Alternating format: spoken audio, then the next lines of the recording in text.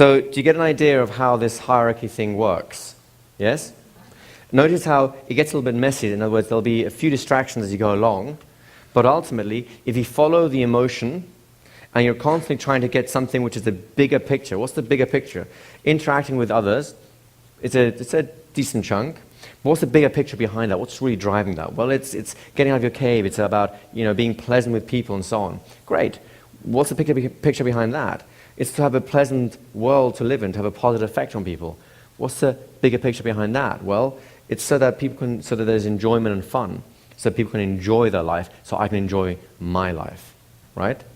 So then all you need to do to motivate someone is, it goes in different directions. Here's something that people who really enjoy their life, people who really enjoy life, usually really like to have or really enjoy. Not only because it makes their life more pleasant, but it's just much more pleasant for everyone else, right? Did you see how you just framed something in a way that is uniquely presented to them, right? For example, let's say we're talking about the hypnotherapy training. The next one's already sold out, so unlucky Ralph.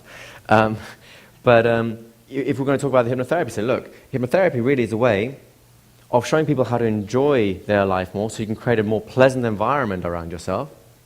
And actually, it's a really enjoyable way of doing it. Because rather than having to take on other people's bad juju and negative experience and so on, you're not only showing them how to enjoy their life more, you're doing it in a way that you're actually enjoying the interaction better. Do you see how I'm hitting all these things that he's talking about at that point? Do you find that even vaguely motivating, Ralph? Yeah, that's right. Do you see his reaction there again? He's lit up, his emotions are up, because we're hitting his emotional hot buttons, because this is basically what his mind is contrasting against when making decisions, specifically in the field of hypnosis and so on. This is not necessarily his biggest life value. I suspect it's very close to it, but it's enough for what we're doing here. Make sense? Now, let's say I was doing some kind of coaching with him, or there's a problem in a sales process, right? All I have to do is demonstrate that what he's doing right now, or what he's thinking about, is in contradiction with his value, right? And then I have leverage. Let's say, for example, that Ralph came to me, and we'll go back to the money example. He'd like to have a bigger income to take care of his family and friends and all that sort of stuff. But for some reason, every time he gets close to that magic six-figure income, something goes wrong and he just starts right back up again to square one, right? That's a classic telltale sign that unconsciously there is a bit of a conflict going on. So going back to your idea there. So what if then, as I'm having a chat with Ralph and so on, and saying, what's important about money? Well, it's I can do this, that, and the other. So, really it's about, and we get the idea that this is about enjoying life and so on. Great. So how much less do you enjoy life when you don't actually have the money to do anything that's of value to you and others? Well, I'm not. So to the extent that you can change how you view money, you'll be able to enjoy your life more and help others to enjoy their life too. Is that what you're saying? Yes. Oh, so hang on a second. So really, it's not that you want to make more money, it's just making more money means that you can enjoy your life more, help others enjoy their life more, so the whole world becomes more pleasant. Is that what you're telling me?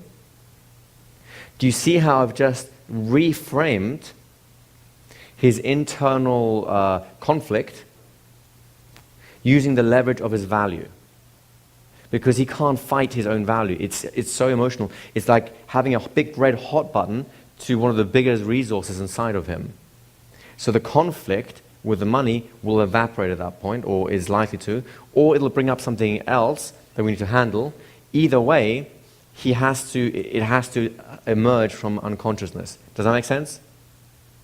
And if it does, he says, oh, but bad people, only bad people make a lot of money.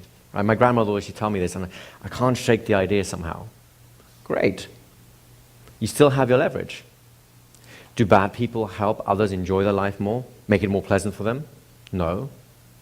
So you're telling me you want to use your money to help others enjoy their life more and have a more pleasant time, right? Yes. Does that make you a bad person? No. So to the extent you make more money, you'll be a better person. Is that what you're telling me now? Is that right? If I understood you correctly? Oh, I guess so. Again, do you see the internal conflict evaporating at that point? Right? But the logic is not mine. The logic has to be his. And these are leverage points to get us there. Do you see how that works? Do you want to come up, or is it a quick one? Okay. Is that almost a form of a yes set? So the question is that almost a form of a yes set? I'll go a step further. It is a very elegant form of a yes set. It's a yes set loaded with a frame, like a frame control yes set. Like the yes deck is a frame controlled yes set. It's all about how to learn how to create yes sets that have frames built into them to make the interaction easier. Only this time, you're using the same principle and personalizing it to the individual. Do you see how that works? Is that? Go ahead. The only comment I would add to this is I took a negotiation course, So he took a negotiation course, and it was massively beneficial to me. and it's very beneficial to him. And the technique I learned was just simply a thing called opening and confirming questions, So they had a technique called opening and confirming questions. which is really simple. It's pretty much the same thing as that, but codified a little differently. So people would say things to you, and you would say like, "Oh, so," and you would repeat back to them what they said. So basically, people would say something, and you would you would repeat it back, echo it back to them. Or you would just say it like "so," or you would, and you leave it really open because then it allows that person to expand, and they're basically telling Right. you their deeper needs.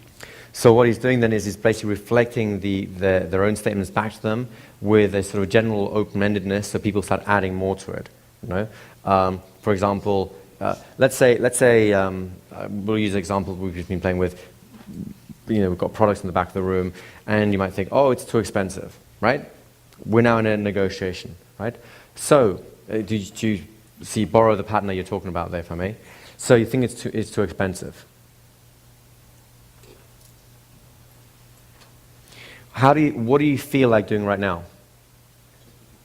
Justify something, add something, explain it, give more information.